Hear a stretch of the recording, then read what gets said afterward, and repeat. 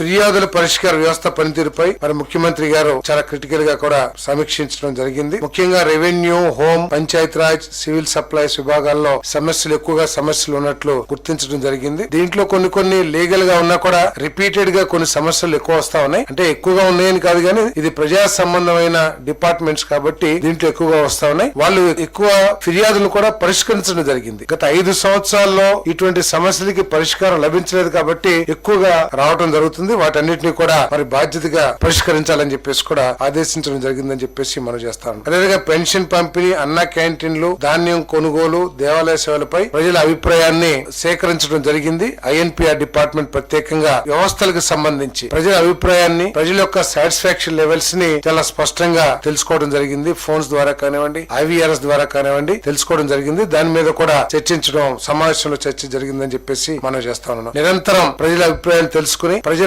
అభిప్రాయాలకి satisfaction గా లేకపోతే వాటి కారణాలు ఏమిటో ఏ విధంగా చర్యలు తీసుకోవాలో ఆ డిపార్ట్మెంట్స్ కూడా స్పష్టంగా తెలియజేయడం జరిగిందని చెప్పేసి మనం చేస్తాను. ముఖ్యంగా పెన్షన్లు ఇచ్చేటప్పుడు పెన్షన్లు ఇచ్చే అధికారులు గాని ఎవరైతే సిబ్బంది ఉన్నారో వాళ్ళ వ్యవహార తీరు ఏ విధంగా ఉంది, పెన్షన్ లబ్ధిదారులతో ఏ విధంగా ప్రవర్తిస్తా ఉన్నారో వాటన్నిటి మీద కూడా మరి క్షుణ్ణంగా పరిశీలించాలని చెప్పేసి కూడా ఆదేశాలు ఇవ్వడం జరిగిందని చెప్పేసి మనం చేస్తాను.